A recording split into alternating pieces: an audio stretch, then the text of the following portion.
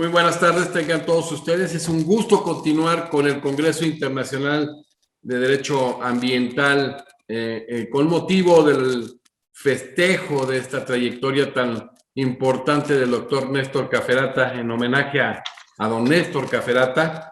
Y bueno, continuando con la excelencia de las conferencias, hoy nos acompaña un extraordinario jurista, yo diría un hombre innovador, revolucionario, el doctor Luis Armando Tolosa Villabona, quien ya es miembro honorario de nuestra Academia Mexicana de Derecho Juan Velázquez. Doctor Luis Armando Tolosa, gracias por estar de nuevo con la Academia y sobre todo también en este tan sentido importante homenaje a la trayectoria del doctor Néstor Cafferata. Doctor, buenos días y buenas noches en otros lugares de América Latina.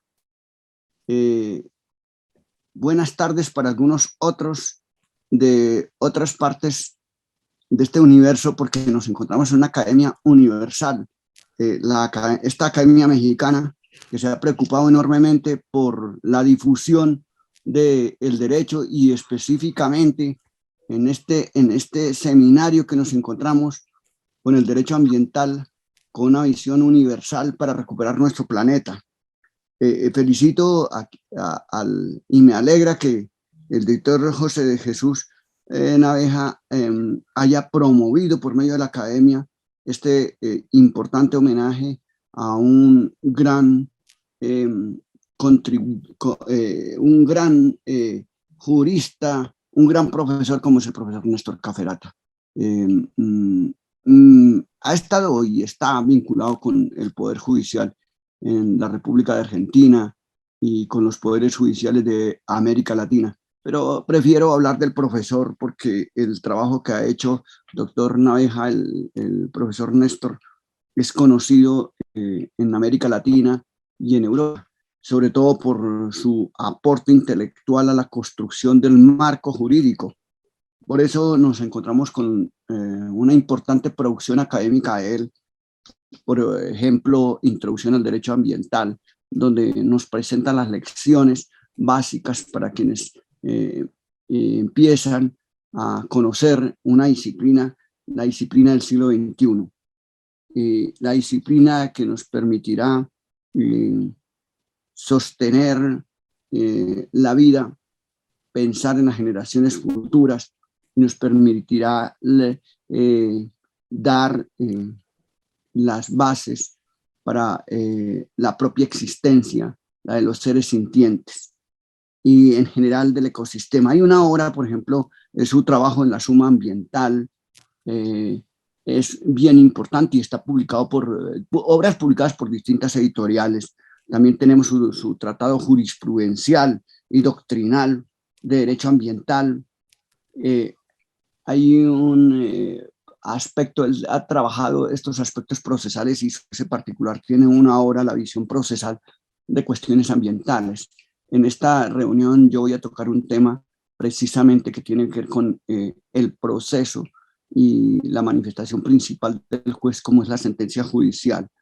Un texto, una contribución relevante me parece desde el punto de vista sustancial, la del daño ambiental, porque allí aborda los tres elementos de la responsabilidad básicos, el concepto de daño, que es lo grave, el colapso fuerte que tenemos en América Latina y el colapso ambiental, tema al cual se refirió el otro gran jurista argentino, el doctor Ricardo Lorenzetti, y el otro elemento que está tocando allí en esa obra de la responsabilidad tiene que ver con el daño propiamente tal, la conducta antijurídica, el daño y tal vez el aspecto que más profundiza la relación de causalidad, que también tiene que ver con los principios ambientales. Esa obra del daño ambiental, donde toca los tópicos centrales de la responsabilidad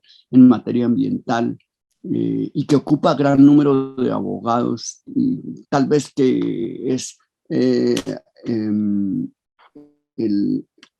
aspecto teórico del derecho ambiental que llama la atención a quienes destruyen la naturaleza, porque es por vía de la demostración del daño como podemos judicializar y exigir la indemnización y el restablecimiento de los derechos de la madre naturaleza. Esa obra me parece importante. Al Paraguay, por ejemplo, le hizo un trabajo sobre el manual de derecho ambiental importante para la academia paraguaya. Por eso me alegra, doctor Jesús, que usted haya convocado a los colegas de América Latina y de su academia para adelantar este foro del derecho comparado, del derecho latinoamericano, y en honor al profesor Cafereta por su enorme contribución en este trabajo.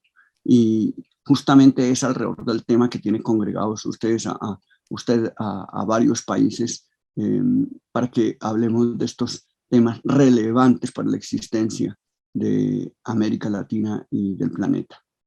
Importante señalar que lo que acaba de mencionar el doctor Luis Armando Tolosa en el sentido de esta convocatoria de América-Europa, pues para reconocer una gran trayectoria y sus aportes al desarrollo del derecho ambiental, y también retomar cómo en este ciclo de conferencias, en el caso del doctor Lorenzetti, el doctor Caferata, el doctor Gonzalo Soso, muchos otros más, han hecho alusión a este constitucionalismo regional, y dentro de él pues se hace también, reitero, la alusión muy importante a la Constitución de 2009 de Ecuador y al desarrollo pretoriano en Colombia, que lo ha venido encabezando el doctor Luis Armando Tolosa Villabona, con estas ponencias tan importantes como la titularidad de derechos de la Amazonia colombiana, en este caso los Ochucho, etcétera, esto de biocentrismo tan importante, un hombre pues incansable, más de 1000 ponencias en su momento como magistrado de la Corte Suprema de Justicia de Colombia, al cual le tenemos un especial cariño y respeto y admiración al doctor Luis Armando Tolosa Villabona, quien fue magistrado, que es ministro en México. Recordemos que en el tema de magistratura constitucional del grueso de América son jueces y magistrados, y en México exclusivamente ministro de la Corte Suprema de Justicia de Colombia.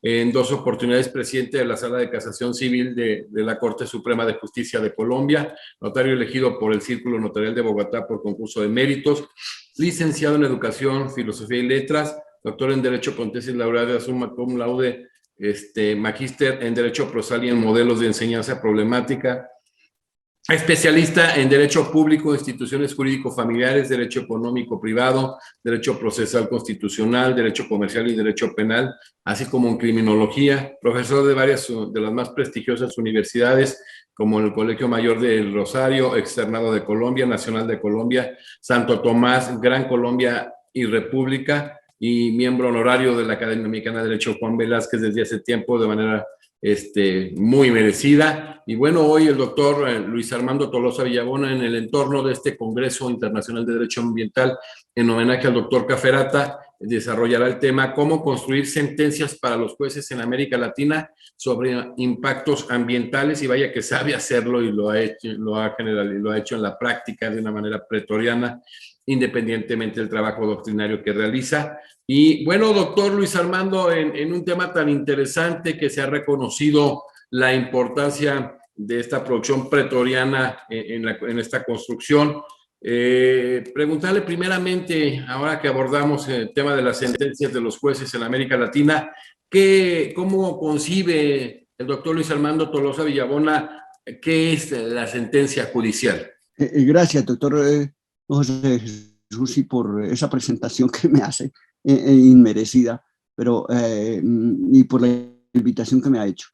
Voy a abordar el tema de la sentencia judicial porque tiene que ver con el trabajo que ha hecho el profesor Caferata, y también porque queremos responder a las inquietudes y a esa charla del profesor Lorenzetti del colapso ambiental. Y también porque un poco desde nuestra experiencia quiero referirme a la sentencia judicial, porque sé que un gran número de personas que siguen a la academia, que estudian con la academia, que crean conocimiento con la academia, son jueces y fiscales en América Latina y también en Europa y en muchos lugares del mundo. La preocupación ha venido por parte de los jueces ante el déficit de Estado de Derecho. Y esa preocupación obedece y el tratamiento del tema, porque la sentencia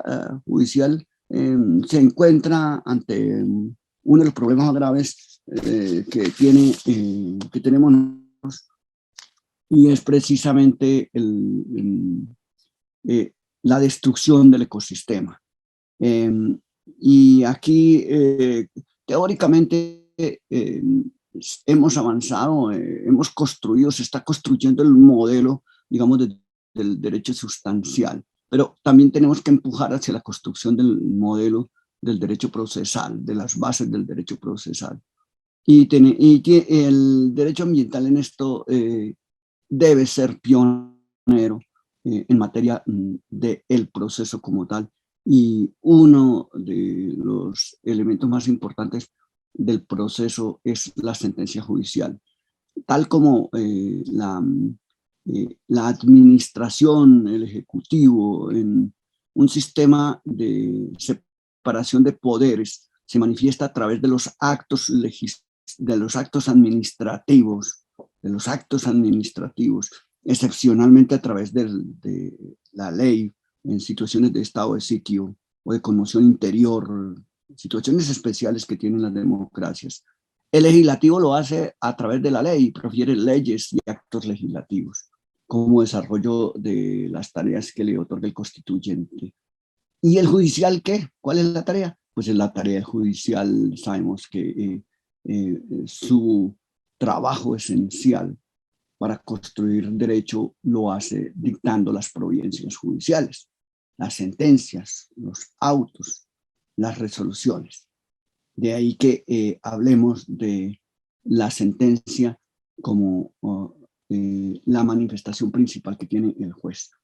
Caractericemos un poco la sentencia para responder la pregunta y luego avanzaré al modelo finalmente para plantear cuál es el modelo de sentencia que se requiere hoy en el mundo contemporáneo y sentencias de las cuales ya tenemos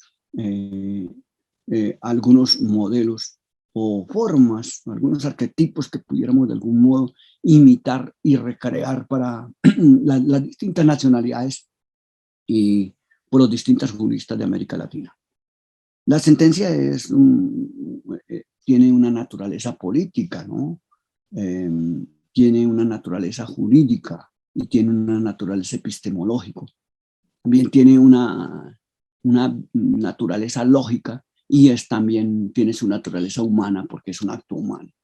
Esta primera caracterización de la sentencia como acto político, pues naturalmente que lo hacemos porque es dentro del ejercicio del poder y de la separación de poderes y del sistema de pesos y contrapesos, la rama judicial forma parte del poder público y por eso además es un acto político porque es la expresión de la voluntad del Estado a través de los jueces.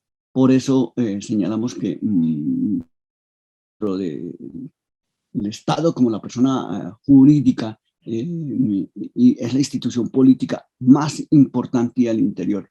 Tenemos como expresión de esa naturaleza la sentencia. Aun cuando tiene que tender a ser objetiva e imparcial y no es propiamente ley, ni tampoco es un acto administrativo, sí tiene una naturaleza política porque es expresión de la jurisdicción, característica esencial en el esquema de separación de poderes que identifica la rama judicial. Jurisdictio. Otra característica que tiene la sentencia es que es un acto jurídico, y esto porque tiene los requisitos de los actos, de las expresiones de voluntad jurídicas, de las manifestaciones de voluntad. Hablando aquí, digamos, de las fuentes de derecho y obligacionales, hablamos de cómo están los hechos y por otro lado las operaciones y por otro lado los actos. Entonces, como acto es la expresión de la voluntad, ¿sí? Y la sentencia como acto jurídico, pues debe ser proferida por una persona, un ente con capacidad la voluntad que está en la sentencia jurídica debe ser libre y exenta de vicios. El objeto debe ser eminentemente jurídico, sometido al ordenamiento, y la causa tiene que ser lícita. Además, algunas sentencias tienen que reunir algunas formalidades, como por ejemplo tener su parte resolutiva, su parte emotiva, ¿sí? Y ahí viene la sentencia como acto jurídico, no solamente como los requisitos básicos que también tienen los demás actos jurídicos como un contrato. La sentencia también tiene esos elementos y tiene elementos de la naturaleza, elementos esenciales y elementos accidentales. De manera que la sentencia es verdaderamente un acto jurídico como expresión de la voluntad, ¿sí? Proferida por uno de los poderes con capacidad, y tiene que estar exenta de vicios y tiene que contar con sus elementos esenciales, con sus elementos de la naturaleza. Porque es la materialización concreta de la norma jurídica para que resuelva un caso interpartes.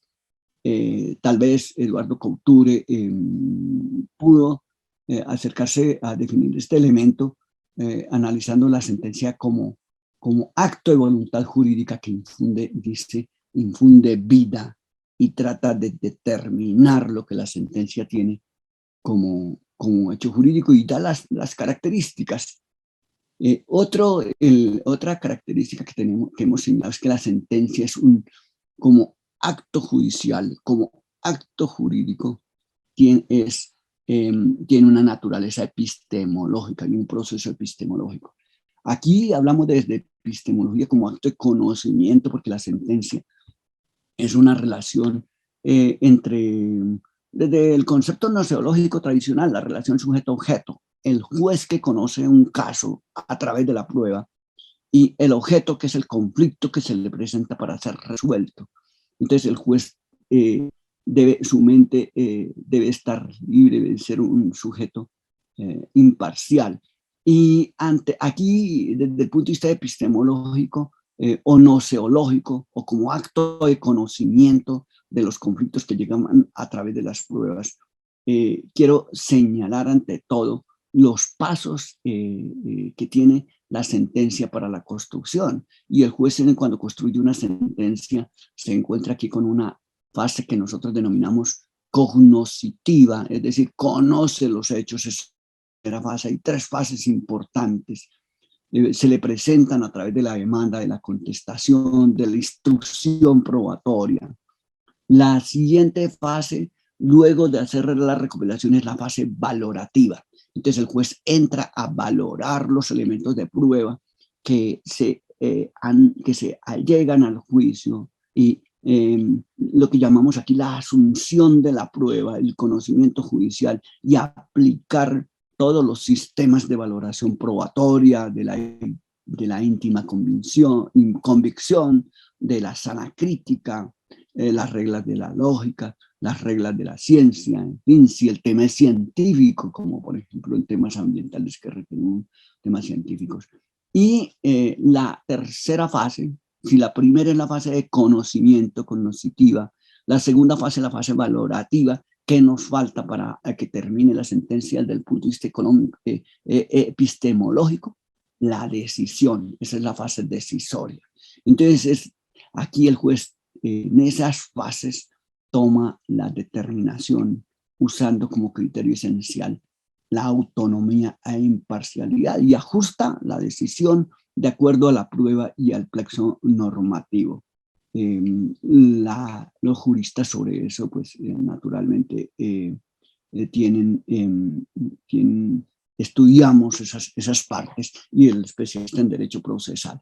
Y aquí cuando toma la decisión, entonces la sentencia se torna, y cuando queda en firme, en inmutable, en inimpugnable, en coercible e imperativa. Y esto es importante tenerlo en cuenta, y aquí me excusan que plantee estos temas tradicionales para pasar a las siguientes inquietudes, y con eso concluyo esta primera pregunta, doctor Jesús, ya porque dije que también la sentencia era un acto de la lógica, porque porque de la lógica, porque utiliza el método inductivo o el método deductivo. Tradicionalmente ha utilizado el método deductivo, pero también podemos utilizar el método inductivo a partir de los hechos para llegar y deductivo porque normalmente parte de la ley, de lo general a lo particular. Pero adquiere, luego del juzgamiento, ¿sí? La sentencia, entonces, y en firme se convierte en inmutable porque el mismo juez no la puede cambiar. Inimpugnable. ¿Por qué es inimpugnable? Porque ya no admite recursos. ¿Y por qué es coercible? Adquiere la coercibilidad porque es la máxima expresión. Se puede exigir por la fuerza de la determinación estatal y además imperativa. Entonces, dictada la sentencia adquiere estas tres características. La inmutabilidad no se puede modificar. La inimpugnabilidad no puede, ya hizo tránsito por la juzgada, no puede ser impugnada, ningún recurso admite, se tiene que cumplir. Y si no se cumple, además, una tercera característica que tiene la sentencia es coerciva. Digamos que, grosso modo, aquí he descrito esta primera inquietud de lo que es la sentencia judicial. Doctor José Jesús. Tolosa, después de esta inquietud, precisamente este desarrollo del tema en cuestión de lo que es la sentencia judicial, ¿cuál es la importancia? ¿Qué importancia tiene la sentencia judicial, pero ya específicamente en materia ambiental? Es ahí, aquí es donde empiezan a aparecer las nuevas construcciones. Y digamos, aquí hemos expuesto, doctor José Jesús, lo que significa desde el punto de vista dogmático desde el punto de vista político y desde el punto de vista jurídico, lógico y epistemológico, lo que significa la sentencia. Pero aquí en materia ambiental adquiere unos ribetes nuevos frente a los problemas que está afrontando la humanidad y donde viene la labor creadora del juez y donde viene su parte importante y lo que identifica y lo que hace singular el derecho ambiental y la preocupación de este foro. Hay que tener en cuenta, señor juez, y tenemos que tener en cuenta que la sentencia entonces, en materia ambiental, tiene que personalizarse, que es fuente formal del derecho. Y además, hablando aquí desde el punto de vista de las fuentes que nos la ley, la doctrina, la jurisprudencia, en esto ha habido una polémica fuerte porque aquí estamos apostando y señalando que la sentencia es fuente de derecho, quiere decir que crea derecho, porque líneas jurisprudenciales gruesas y líneas de pensamiento fuerte dicen que el juez no crea derecho, ¿sí? Es decir, que la sentencia, que la jurisprudencia no es fuente del derecho. Y en esto siguen siguen a Montesquieu en el espíritu de las leyes, que en el libro 11, en el capítulo 6 del espíritu de las leyes de su obra, postuló que el juez era la boca de la ley, sa bouche de la loi, ¿sí? Y entonces tampoco puede fijar líneas jurisprudenciales, ni se puede convertir en antecedente, ¿sí? Que solamente resuelve concreto, ¿sí?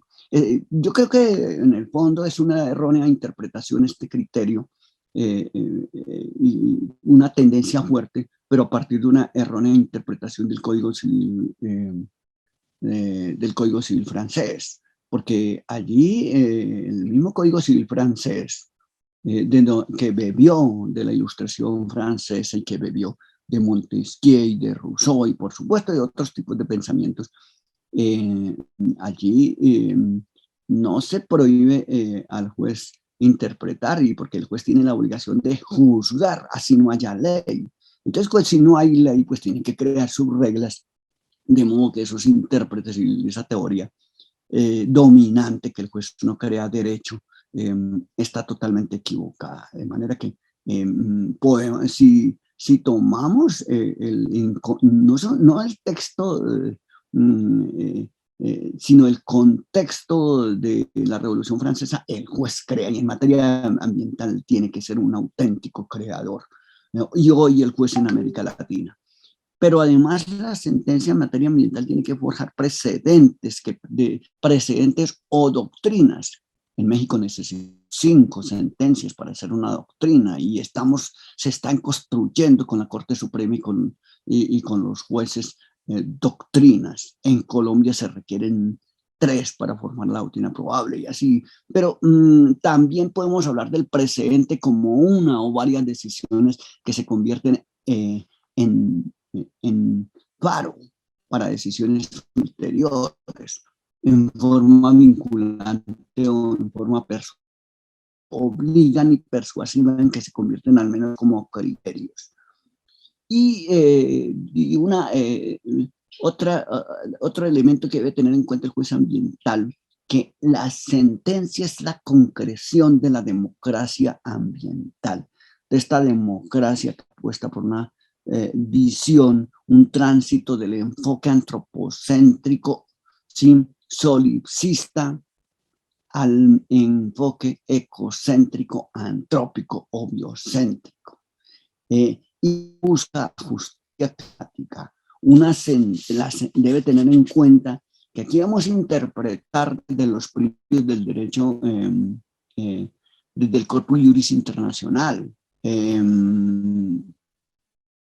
Tenemos que tener en cuenta este aspecto, donde también el juez debe tener una mente abierta para ver una legitimación universal en la formulación de las demandas y de las acciones de la ciudadanía. Debe tener en cuenta que estamos transformando la categoría en materia ambiental sujeto de derecho, y entonces la tierra, los animales son seres sintientes, la tierra es sujeto de derecho. Estamos dando el salto cualitativo de la categoría objeto de la naturaleza, que la consideramos como objeto y bien jurídico, y es aquí donde tenemos que reconstruir el derecho procesal y el derecho material, nuestros códigos sustanciales y procesales, para ver la categoría de sujeto de derecho y cómo la naturaleza es sujeto de derecho, y los elementos del ecosistema, el agua, el territorio y por supuesto todos los seres sintientes. Pero hay que tener en cuenta también que todo este nuevo marco, que el juez desarrolla un papel, un rol activo, porque la sentencia es fuente de derecho, el juez es creador de derecho. Y ante todo que estamos adentrándonos en un nuevo esquema, una fase superior y cualitativa del Estado constitucional y social de derecho, que es el Estado constitucional y ambiental. Son, digamos, algunos de los marcos de importancia de la sentencia ambiental y como antídoto para solucionar estos problemas de destrucción del medio ambiente, doctor José Jesús. Gracias, doctor Luis Armando, este tránsito tan importante. Doctor Luis Armando, entonces, en consecuencia, ¿cómo es la sentencia que actualmente dictan los jueces en materia ambiental? ¿Cómo es esta sentencia hoy en día? Es aquí justamente, oiga, el doctor, es que, y le voy a interrumpir, es que aquí justamente este tema, por eso he tomado el tema de la sentencia, porque hay que ser los abogados, el mundo jurídico y por supuesto antropólogos, sociólogos y las partes, y ante todo el juez y el fiscal en América Latina tiene que ser consciente que nos encontramos en un nuevo orden nacional e internacional. Una premisa que hemos señalado aquí es el cambio de paradigma, que se opera como un mecanismo para buscar la existencia, que la humanidad se pueda perpetuar y que las futuras generaciones encuentren, ¿sí?, el porvenir, que encuentren donde satisfacer sus proyectos vitales y que el cosmos no se ha destruido. Es el aquí queremos presentar el choque que debe hacer el juez en su visión. Pasar de la sentencia tradicional, porque la sentencia que se dicta actualmente es un mero silogismo, si lo hablamos desde el punto de vista aristotélico. Ocurre un accidente de tránsito, ocurre un hecho, y entonces aplicamos el silogismo, premisa mayor, premisa menor y conclusión. Para hacer el ejemplo, premisa mayor la ley, premisa menor los hechos y la conclusión la parte resolutiva. Entonces el juez simplemente se aplica a realizar un proceso de subsunción normativa. Aplica la regla general, abstracta e imperativa. Por ejemplo, todo el que causa un perjuicio debe repararlo. Esta es la expresión de la Lex Aquilia, que la tenemos en las institutas, ¿no?, del año 533. La prueba dice que Pedro causó un perjuicio, ¿sí? Debe repararlo. La decisión, Pedro causó un perjuicio, dice la prueba, Pedro hubo un accidente, causó un perjuicio, incurrió en el accidente de tránsito, atropelló a tal persona. La resolución, Pedro debe ser condenado a pagar el perjuicio, ¿sí? Un perjuicio debe repararlo, premisa mayor, que está en la premisa de la responsabilidad. Los hechos, Pedro conduciendo de México a tal ciudad a velocidad alta, atropelló a tal, está probado en los hechos, con los documentos, con los testimonios, decisión, resolución, conclusión, Pedro debe reparar el perjuicio que causó al peatón o al conductor B. Esa es la forma tradicional como venimos dictando la sentencia, con un mero juicio silogístico, deductivo, al margen de los problemas que vive el mundo y solamente como resolviendo un caso concreto. Y digamos, Kaufman, en una traducción que hace un profesor colombiano, Luis Villarborda, a la filosofía del derecho, a este profesor de universidades alemanas en filosofía del derecho, tengo un texto aquí, dice: ya antes Montesquieu había delineado esa esclavitud a la ley, e incluso más tajantemente la actividad solo tiene el significado de pouvoir neutro, de un poder neutro. El juez realmente puede ser excluido del poder del Estado porque él no es un órgano dotado con voluntad propia, pues las sentencias no pueden ser nada diferente a una copia exacta. Para eso, comillas, solo necesita ojos. El juez es únicamente, y repite aquí, la bouche prononce la parole de la loi, la boca que pronuncia las palabras de la ley. Una criatura sin voluntad, que no puede atenuar la validez y rigor de la ley. Y el poder judicial es en consecuencia, en cierto sentido, igual a cero. Y es que traigo esto, es aquí donde exigimos el salto cualitativo, que el juez tiene que despojarse de esa toga tradicional para comprar una nueva toga, siendo consciente de los problemas ambientales para dictar, para otear y construir un nuevo modelo de sentencia que responda a las necesidades. No puede ser el trato, que puede ser anulado a cero, y entonces fácilmente el juez, como en algunos esquemas, mediante podemos llevarlas, el juez, como dice aquí, es igual a cero, como dice el profesor Kaufman en su filosofía del derecho. Y entonces puede ser atenuado y puede ser abolido el juez, y la democracia queda en ceros y queda en manos de las máquinas. Y entonces un programa de computación perfectamente nos va a resolver los conflictos y desaparecen la razón humana como el sentido y la razón de ser, que es un pleonasmo, de la solución del caso. Porque no puede ser un mero proceso silogístico deductivo, ni tampoco un mero proceso de asunción. Que reducir. Tenemos que, para entender la práctica y tomar medidas de otra naturaleza al decir, o medidas para detener la catástrofe. Doctor Luis Armando, ya avanzando en esta pretensión tan importante del salto cualitativo y la verdadera voluntad de que debe estar provisto el juez, ya usted ya abordó cómo es la sentencia que actualmente dictan los jueces y avanzó un poco en cómo debe ser esa sentencia, pero ¿cómo podríamos concluir y ampliar en este sentido cómo debe de ser específicamente la sentencia ambiental? El juez no solamente es un historiador que reconstruye los hechos ambientales, el problema ambiental, el pasado.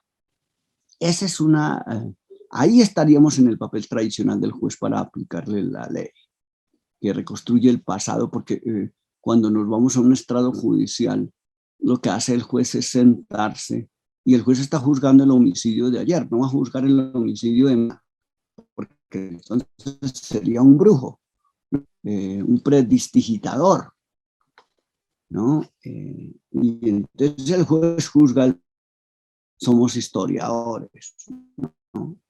Porque, y como el juez amarra, investiga, pero el juez va mucho más allá del historiador, ¿sí?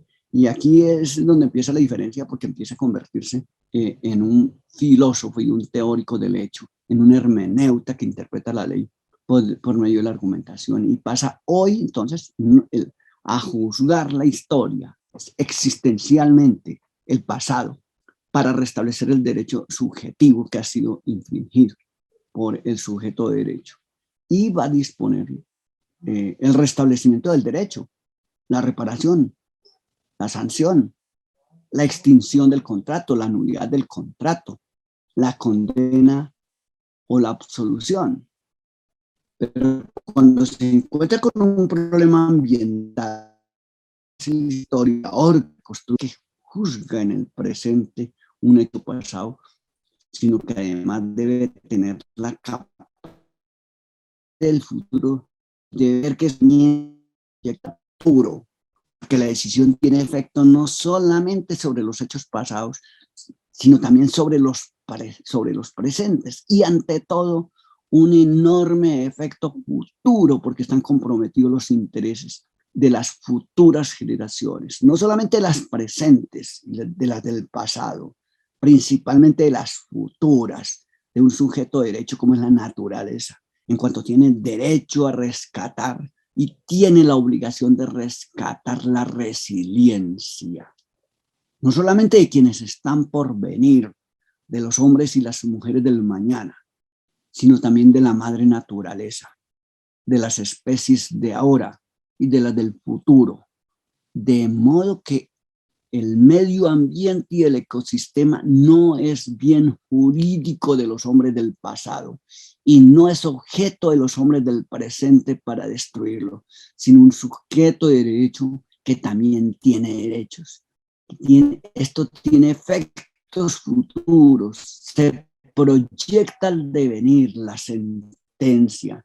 Hay que entender que son sentencias que no son problemas epistemológicos únicamente, sino también ontológicos, existenciales y éticos. Por ello podemos decir que son sentencias dilemáticas, problemáticas, que requieren en el juez un conocimiento amplio y férreo, con verdadero sentido de humanidad, en el sentido etimológico y ontológico. Etimológico, para investigar el problema planteado e instituirlo, instruirlo con herramientas científicas. Tiene que valerse de la sociología, de la antropología, de la biología, de la ecología, de la física, de la meteorología, de la geografía. Y es un problema no solamente etimológico, sino también es un problema ontológico y ético, porque debe comprometer al Estado de Derecho constitucional y ambiental con relación, y a los hombres de hoy con relación al futuro, y al propio Estado con relación al futuro. Por eso tiene un enorme sentido ético y de justicia. Por eso me parece importante en este punto hablar de Hans Kuhn, un gran teólogo que es uno de los teólogos principales de hoy, científicos sobre esta materia. Sí, al ver el avance científico se pregunta, pero ahora soy yo quien le pregunta al científico, dice Kuhn. No nos han conducido a veces a la razón y también al error. Bueno, un poco la traducción del alemán un poquito aquí errónea. Todos sus progresos triunfales no nos han conducido al error, no han ideado también y en medida creciente asesinas máquinas de guerra, no ha destruido de múltiples maneras los fundamentos naturales de la vida hasta el punto que hoy muchas personas temen por el futuro del planeta. Y aquí entonces, en estas preguntas, él analiza con agudeza el problema del mismo modo que lo hace Max Horkheimer y Theodor Adorno, ¿sí? Criticando la racionalidad científico-técnica, cómo se ha transformado en irracionalidad para destruir de algún modo el planeta. Entonces, deja sentada la pregunta, ¿no sería quizá necesaria también una visión distinta de la que ofrece la ciencia? De manera que aquí continúa razonando sobre el abismo en el cual hemos caído. En esta circunstancia nos encontramos para dictar la sentencia. Y es aquí la última parte que quiero ilustrar, doctor, y la parte central de la charla sobre el modelo de sentencia, una vez planteado el modelo teórico que se encuentra, que debe estar a la base del juez ambiental y la problemática con la cual nos encontramos de cómo debe ser la sentencia. Doctor, ya armando todo esto, este tránsito, este cambio de paradigma, los diversos puntos de vista o visiones del juez, el aspecto intergeneracional, interdisciplinario, todos estos aspectos, ¿qué tan importante es la formación filosófica del juez? Quiero puntuar antes del tema de la formación filosófica y la teoría, la importancia de la teoría del derecho sobre el particular, pero quiero concluir y no quiero dejar en punta mi razonamiento sobre el tema de la sentencia para nuestros jueces y fiscales. Y es que entonces, en forma concreta, ¿cuál es la clase de sentencia y qué principios podría observar un poco para centrar su pregunta en la sentencia ambiental? Sí. El juez tiene que apostar hoy por una sentencia estructural, doctor. Tenemos cantidad de sentencias, podemos hablar de sentencias declarativas, de condena. Sí, sí, alcanzo a exponer mi tema. Doctor, sí, por favor. Sí. Bueno, entonces, dentro de ese conjunto de sentencias declarativas, de condena, mixtas, sentencias que nosotros hablamos, y en este punto de semiestructurales, de estructurales, todo el catálogo de sentencias, unas sentencias que son de laborales, penales, en fin. Pero en materia de derecho ambiental nos encontramos con una tipología específica que es la sentencia estructural, ¿sí? Que corresponde a las sentencias, un poco para caracterizarlas y cómo nace este tipo de sentencia al cual debemos abogar. Creo que es la que mejor se amolda a los problemas ambientales, que expiden tribunales de la cúspide, o que expiden cortes, para materializar el Estado de Derecho ambiental, el Estado constitucional. Y esta sentencia ambiental realmente, la de todos los jueces, y no únicamente para las altas cortes. Son sentencias que resuelven problemas complejos, que tienen impacto, que nos llevan a replantear un poco la división de poderes, porque van más allá y no están resolviendo un caso interpartes. Hay que tener en cuenta, señores jueces, que normalmente las sentencias resuelven con un problema entre A y B. Aquí nos encontramos con que se resuelve un problema que está ligado con un derecho universal, con un derecho indisponible, con un derecho inalienable e inembargable, como es el derecho fundamental al medio ambiente, al ambiente sano. De modo que un problema ambiental afecta al ciudadano de Ciudad de México, de Jalisco, de Ottawa, de Toronto, de Buenos Aires o de Nueva Delhi, de cualquier sitio, o de Bogotá. Es un problema universal. Entonces, aquí se replantea por un lado el problema de la separación de poderes, si es invasiva cuando toma una medida general. De manera que estas sentencias nos llevan a superar los problemas particulares, porque hay que adoptar políticas públicas. En la sentencia deben expedirse al tratarse de un problema complejo que afecta a varios, tiene que expedirse reglamentos. Inclusive se debe disponer la expedición de leyes para materializar la protección de los derechos. Estas sentencias se están dando en el derecho constitucional, trazan lineamientos generales y particulares para las otras autoridades, o buscan activarlas, dinamizarlas frente a las omisiones graves. En el fondo, pueden entenderse no como una forma de dictadura judicial, sino una forma de diálogo y de coordinación. La sentencia estructural, entonces, descubre un problema estructural, una causa del problema estructural, descubre una sistematicidad como es la violación del medio ambiente, ¿sí? Y aparece el juez a través de la sentencia para procurar dar una solución. Por eso se llaman macro o megasentencias, conocidas como estructurales, de reforma estructural, activistas o dialógicas, según se le quiera llamar. Los críticos las llaman activistas, pero están revestidas de todas de elementos comunes por detectar un elemento de fondo central, consistente en el déficit de derechos frente al modelo de Estado constitucional, y resulta plausible denominarlas estructurales, puesto que se separan del carácter particular y aislado del común de los fallos. Estas sentencias fijan, ordenan, dan órdenes y que hacen seguimiento, tienen antecedentes en el derecho norteamericano, donde de la función del juez constitucional, por ejemplo, frente a la década del 50, en el siglo XX, aparecieron dos tendencias. Unos partidarios de este tipo de sentencia, political question doctrine, según la cual los fallos debían restringirse a los efectos subjetivos o meramente interpartes, y quienes abogaban por los efectos erga omnes, caracterizados en la doctrina como estructural remedios.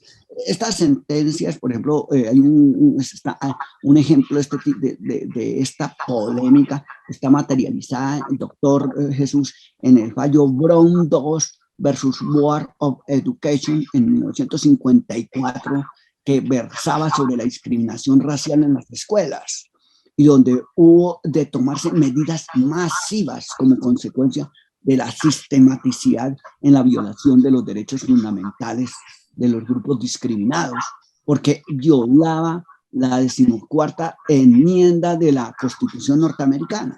De tal modo que cuando vino el juicio, ¿sí?, la orden debía tener efecto erga omnes, es decir, para todos, porque afectaba a un grupo, sí, para tratar de modificar la injusticia.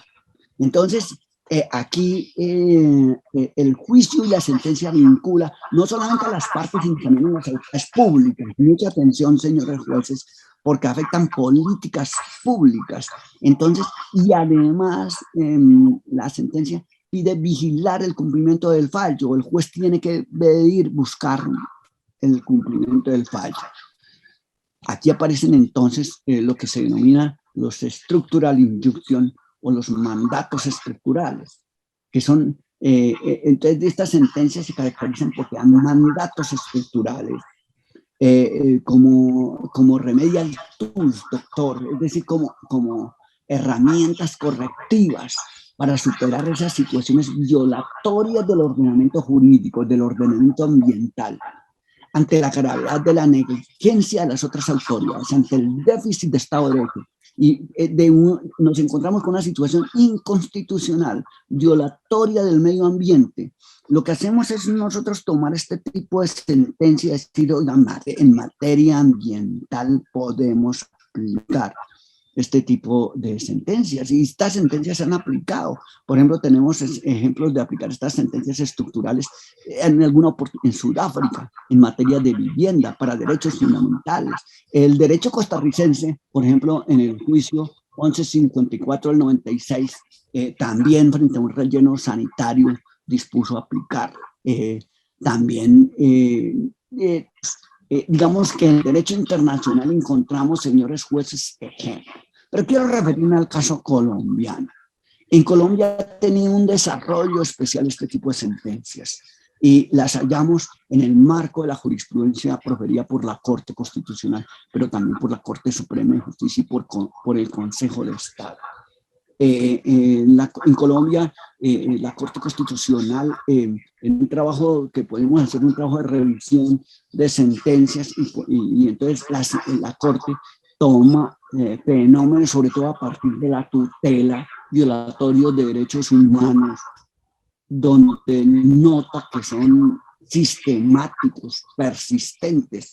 Entonces llegan muchas acciones constitucionales sobre salud, sobre desplazados, sobre temas discriminatorios, ¿sí? Entonces se ve en la obligación la Corte, doctor José Jesús, de declarar el estado de cosas inconstitucional, ¿sí? Y al dar por demostrar la existencia en la sentencia de estas situaciones persistentes. Y entonces, por medio de estas sentencias, megasentencias, que son las mismas que hablé del año 50 de aquel caso en Estados Unidos, megasentencias, entonces van a enfrentar la realidad. Y en Colombia hay un movimiento fuerte, reiterativo, ¿sí? Donde el juez se ve en la obligación de aplicar el ideario ambiental, el ideario constitucional, ¿sí? A la causa petendi, a los hechos, para resolver los hechos atentatorios, ¿sí? A las causas fácticas, de modo tal que el comportamiento del Estado, el comportamiento de los infractores del derecho ambiental o de lo constitucional o de los derechos, desconocen los valores, los principios, los valores y los derechos, ¿sí? Hay violaciones graves, hay violaciones masivas en un grupo, ¿sí? Y entonces se toma la determinación con órdenes genéricas que involucran distintos poderes, y no solamente se resuelve una causa en concreto. Y entonces voy a señalar algunos números de sentencias que han tenido estos pronunciamientos en Colombia. Por ejemplo, SUC, una sentencia de unificación 559-1997, frente a municipios, frente al tema prestacional. Tengo también una sentencia T-153 de 1998, por omisión del Estado frente al sistema carcelario, frente a los reclusos en las cárceles, frente a la falta de sistemas de seguridad social. También una sentencia T-068 de 1998, que declara el estado de cosas inconstitucional, también por negligencia en resolver peticiones de pensionados del sector oficial. Y así, así nos encontramos repetidas muchas sentencias. Una sentencia relevante, por ejemplo, es la T025 del 2004, doctor José Jesús, frente a un tema duro en el país y también en Europa, de los africanos que llegan a Europa, los asiáticos, en fin, y este tránsito que hay en Colombia por el Darién, Panamá, Centroamérica, El Salvador, México, para llegar a Estados Unidos, todo el con la inmigración y los desplazados. La T025, frente a los desplazados en Colombia, declaró también el estado de cosas inconstitucional. Dice aquí una patente, permanente y persistente violación. Entonces encara ese efecto recurrente del conflicto colombiano, ¿sí?, concerniente al desplazamiento por la inercia del Estado frente a los desplazados y en general con las víctimas, ¿sí? Y esto por las constantes guerras. Y entonces los fallos aquí van más allá de los sujetos A y B intervinientes en la causa, o de quienes ostentan la calidad de parte demandante y parte demandada. Y entonces atienden y dan órdenes generales para atender el problema, para buscar una solución. Juzga la estructuralidad de la causa, de la afectación de los derechos de un grupo de población, ¿sí? Y se profiere esta sentencia estructural. También hay otra sentencia, por ejemplo, en materia de salud, un gran código prácticamente, la T760 del 2008. En materia ambiental, doctor José Jesús, son convenientes y necesarias ante opciones legislativas o ejecutivas ante los mandatos constitucionales, ante la violación del corpus juris internacional y ante las omisiones, porque resultan inconstitucionales y violatorias del orden público ecológico internacional. Él constituye una afrenta a los derechos humanos esenciales y básicos para la existencia de las personas, del Estado y de la humanidad, y que corresponden a funciones propias del Estado. De modo que, doctor José Jesús, en todos los rincones del mundo, y por supuesto aquí en América Latina, hay una destrucción creciente del ecosistema, de la naturaleza. Hay infracción a los derechos de los entes especiales, de estos sujetos especiales. Hay desconocimiento al derecho fundamental del medio ambiente sano y de los derechos de las actuales y de las futuras generaciones esencialmente. De modo que en estas condiciones el juez ambiental, ¿sí?, o el juez, así sea un juez penal, un juez civil, o donde haya jurisdicciones especiales, el juez que resuelve una causa ambiental debe proyectar en la sentencia las medidas necesarias para superar ese estado de cosas inconstitucional, de destrucción ambiental y de afectación de los derechos fundamentales de las personas y de los seres sintientes, como es la naturaleza, en orden a repararla y a corregir.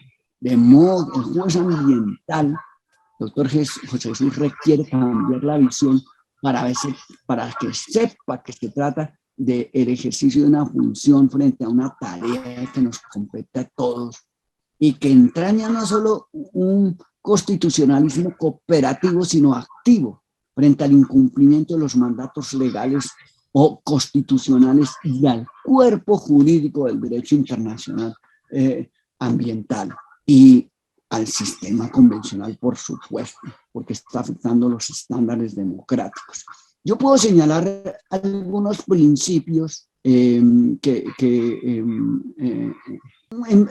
esta sentencia tiene que observar algunos principios. El principio de autocontención, es decir, que se dicte dentro del marco de las competencias, pero que sepa que tiene autonomía e independencia. Aquí, y lo tiene que hacer a partir de la que ha sido repartida, que haya sido asignada en el reparto judicial, y que se dicte siguiendo el procedimiento legal, que haga las convocatorias de los demás sujetos. El otro principio que tienen que observar es el principio de razonabilidad y de fundabilidad.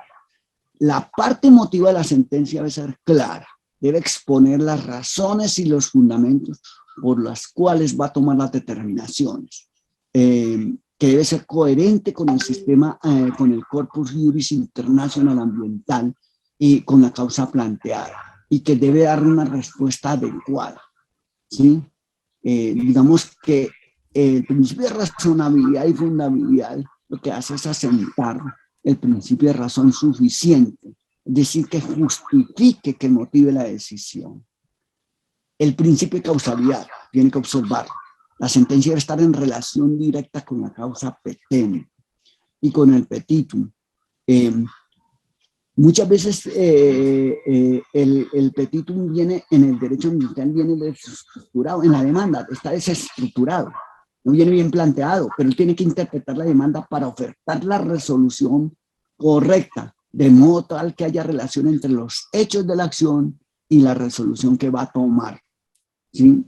Pero además le compete analizar el caso para establecer la causa de la infracción. Tiene que buscar la causa de la infracción ambiental para buscar la corrección de la afectación ambiental. La sentencia debe observar el principio de legitimidad, ¿sí? Y esto es en cuanto que es legítima si responde al estándar democrático de Estado constitucional ambiental. Y esto significa que la sentencia, para que sea legítima, debe ser eficaz para la protección del derecho ambiental. Debe ser coherente con el ordenamiento internacional y nacional ambiental. Por ejemplo, es importante tener en cuenta aquí la opinión consultiva 23, que realmente no ha habido casos en la Comisión Interamericana, en la Corte Interamericana sobre Derecho Ambiental.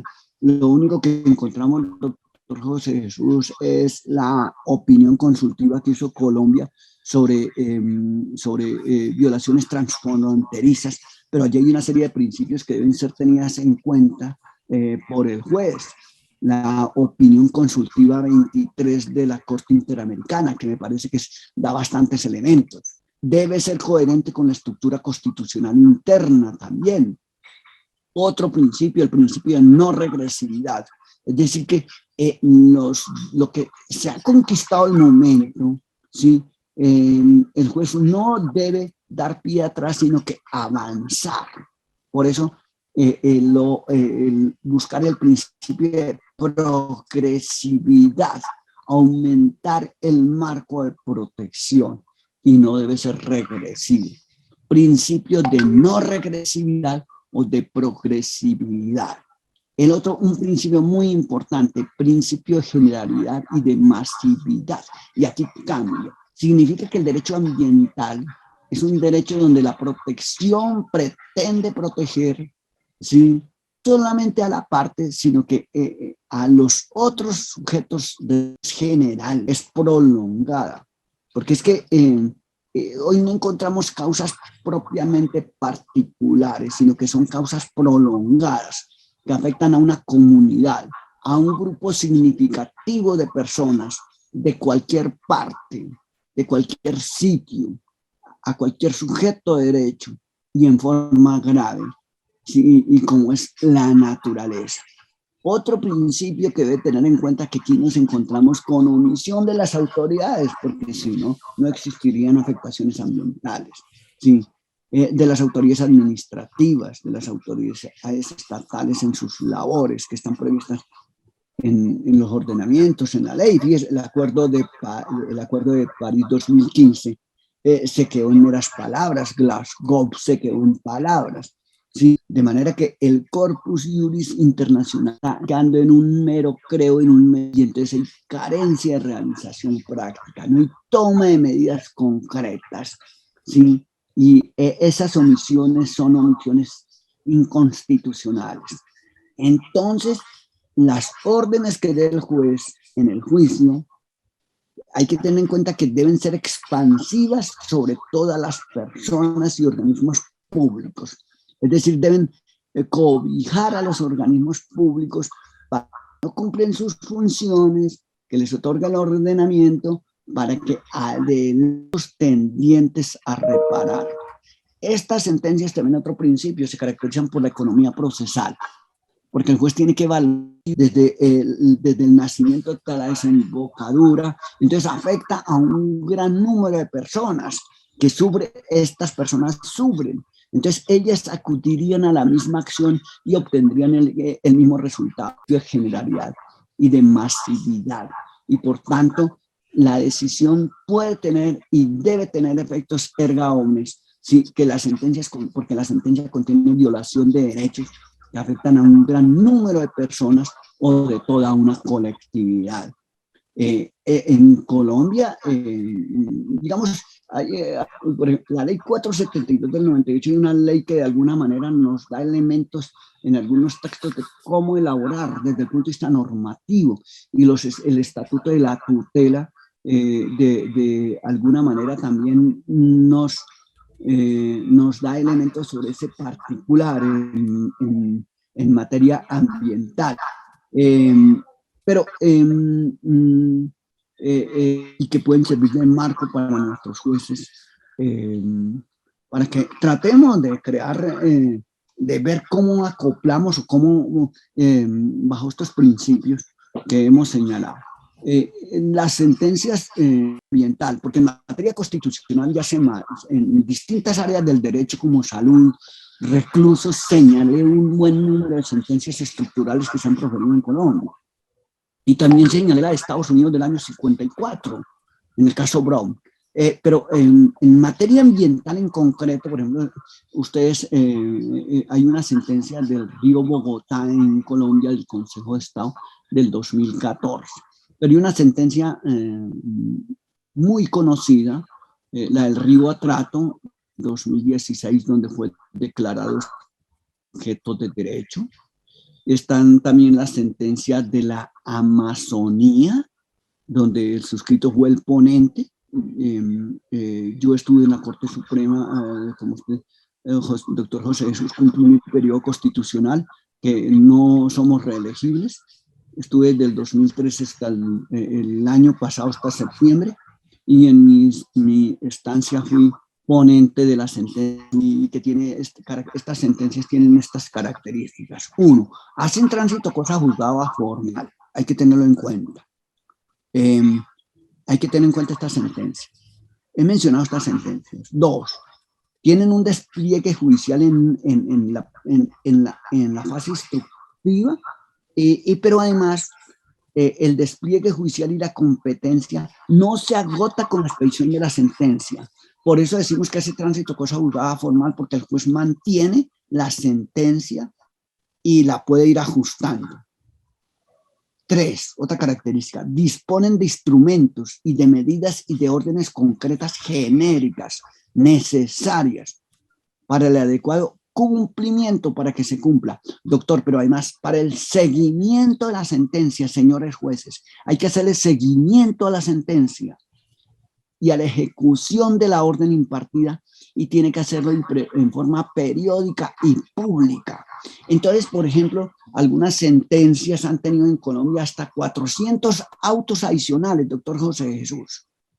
Por eso es que hablamos. Es decir, el juez mantiene la competencia, de manera que otra característica es que el juez dispone que las autoridades obligadas por virtud de las atribuciones competenciales que le entrega la Carta Constitucional correspondiente, el ordenamiento jurídico y los respectivos reglamentos periódicamente rindan informes a usted, juez, de la causa, y le tienen que ir señalando cuáles son los avances para restablecer el derecho ambiental en la protección del río, del páramo, de los bosques o de la infracción ambiental.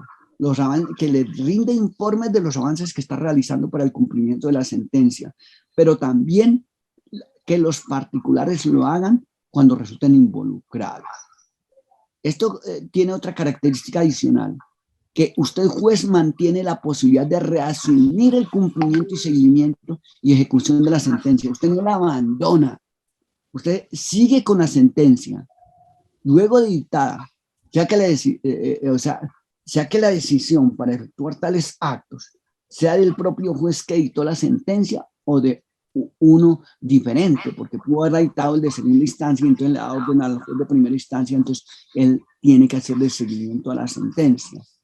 Entonces, para tal efecto, por ejemplo, tiene que dictar los autos, las decisiones correspondientes. Si se trata de un juez colegiado, puede disponer, por ejemplo, si es una corte, de una sala especial o un grupo judicial que siga la sentencia.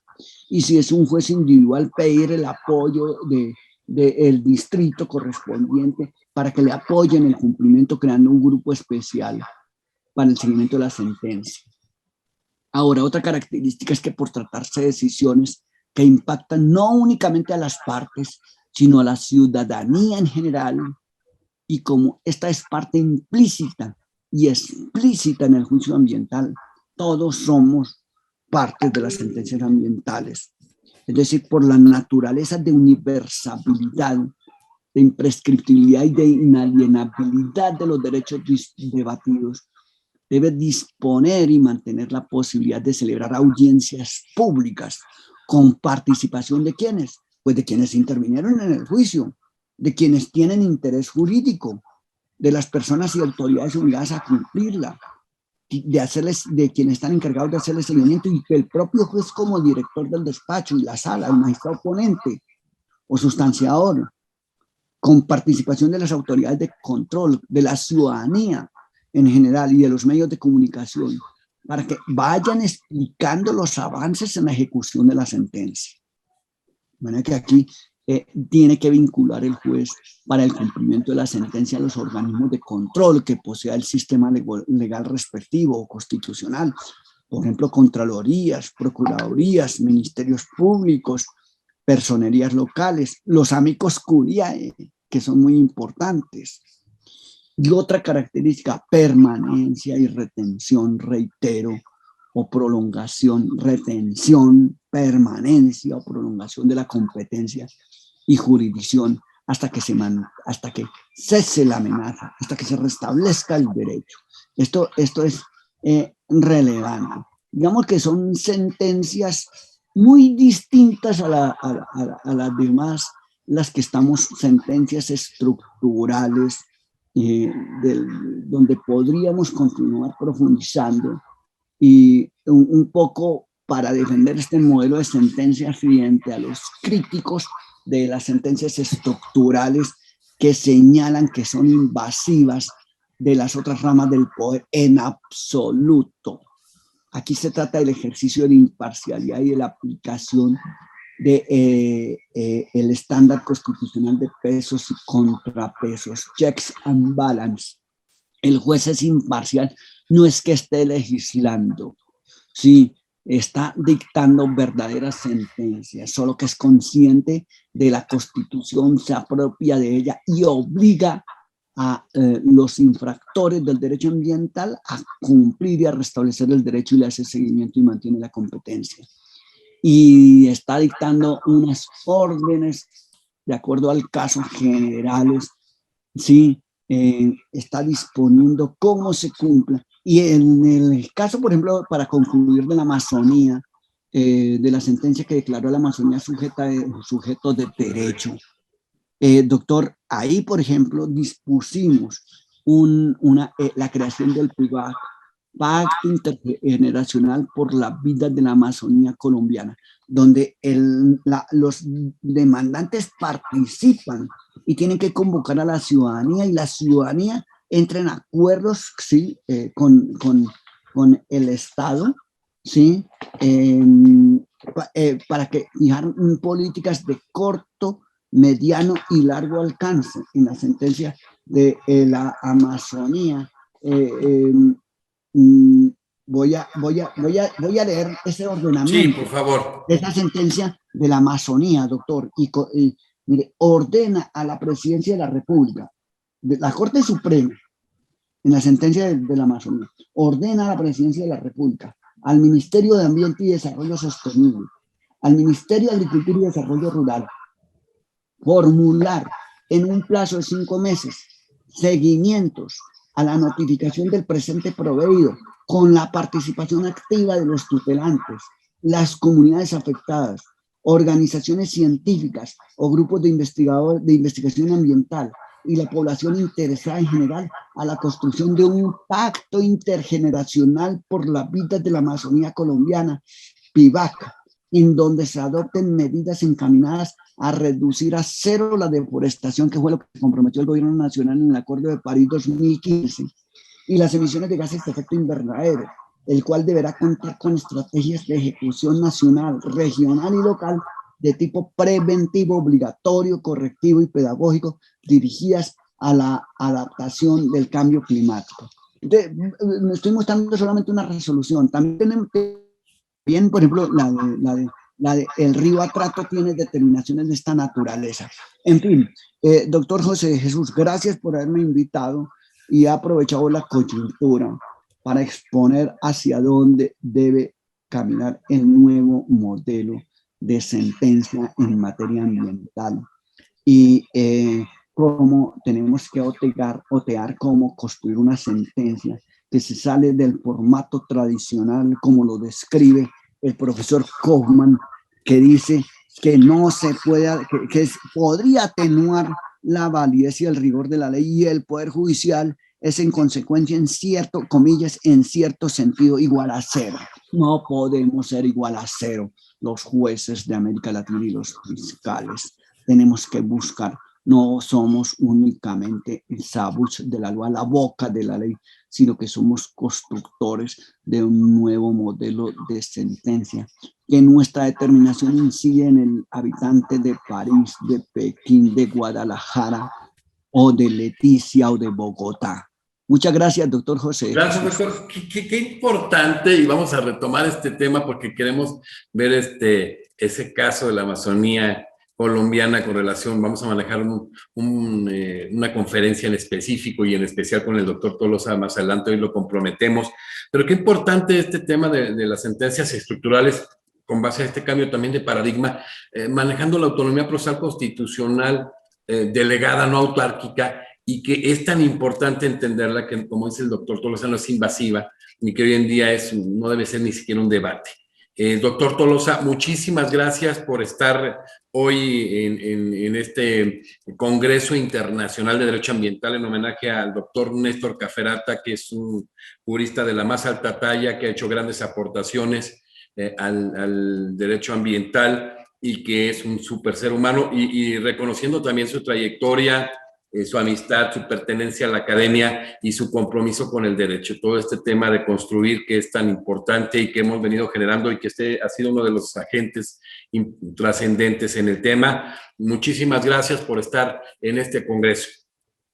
Doctor, muchas gracias a la invitación y un saludo a toda su audiencia, a todos los cibernautas, al doctor Néstor y a toda la playa de juristas que usted ha traído aquí a este magno evento. Pues bueno, continuamos hoy con una conferencia extraordinaria en este marco del homenaje tan importante, tan sentido para el doctor Néstor Caferata, extraordinario jurista, gran ser humano, con la participación del doctor Luis Armando Tolosa Villabona, ex magistrado para México, ex ministro de la Corte Suprema de Justicia de Colombia, donde presentó más de 1000 ponencias, un hombre realmente incansable en todo este tema de la construcción y ahora, como lo decíamos, en el desarrollo de verdaderas sentencias estructurales en varios de los temas. Hoy desarrollando el tema cómo construir sentencias para los jueces en América Latina sobre impactos ambientales. Muchas gracias y nos vemos en la siguiente conferencia.